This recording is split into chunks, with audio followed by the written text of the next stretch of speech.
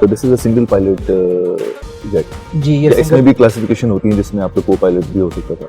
इसमें हो सकते हैं हमारे साथ, कुछ मॉडल जो है हमारे वो डुअल मॉडल होते हैं Right. और कुछ सिंगल कॉकपिट सिंगल होता है, जी। राइट। एक नॉर्मल सिनेरियो में for example in regards to 27 Feb अगर हम बात करें, जी जी।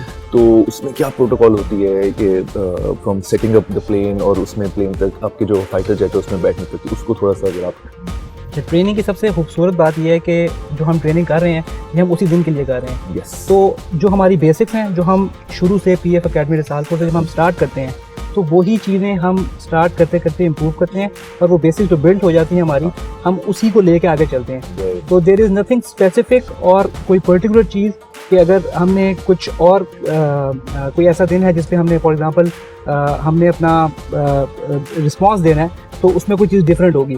तो दैट इज़ वाई उसका फ़ायदा ये होता है कि जो हमने बेसिक सारी सीखी भी होती हैं, हमें जो चीज़ें हमें पता होती हैं हम उसी को फॉलो करते हैं और उसी वजह से फिर हम वो स्पिक एंड स्पैन चीज़ें थॉरोली कर सकते हैं।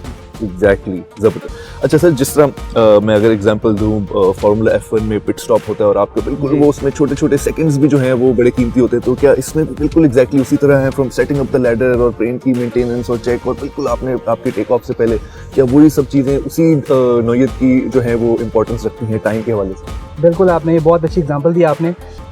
इसमें ऐसे ही है, हमारा जितना भी ये टाइमलाइन है स्टार्टिंग फ्रॉम जब हम जहाज़ पे आते हैं, इसी तरह मिशन करते हैं, अपने सारे चेक्स एंड प्रोसीजर्स करते हैं और वापस लैंड करते हैं। These all things are spick and span calculated. तो वो टाइम हम मैनेज करते हैं एंड फिर कॉकपिट के अंदर जो हमारा नॉर्मल मिशन है, जो हमारी ट्रेनिंग है, जो हमारी कॉम्बैट ट्रेनिंग है, उन सब में भी ये टाइम बहुत मैटर करता है।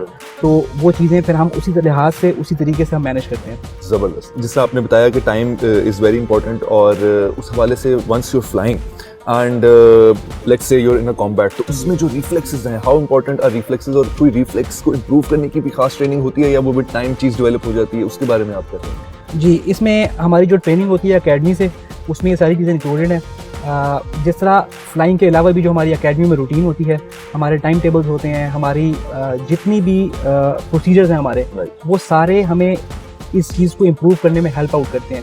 एक चीज़ मुझे हमेशा बॉदर करती थी कि ये जो आपका इजेक्ट वाला जो कॉन्सेप्ट है, एक तो ये कैसे काम करता है एंड इस कॉन्सेप्ट की प्रैक्टिस कैसे की जाती है, बिकॉज आई डोंट नो कि आपकी नॉर्मल ट्रेनिंग में आप बार बार सेम जेट के अंदर बैठ के are you flying that jet और उसको आप उसको सिमुलेट कर रहे हैं और तो वो एक ये छोटी सी चीज़ है, वो personally I would like to know. इसमें ये है कि हमारे पास सिमुलेटर्स होते हैं, राइट। इसी तरह इजेक्शन सिमुलेटर्स भी होते हैं।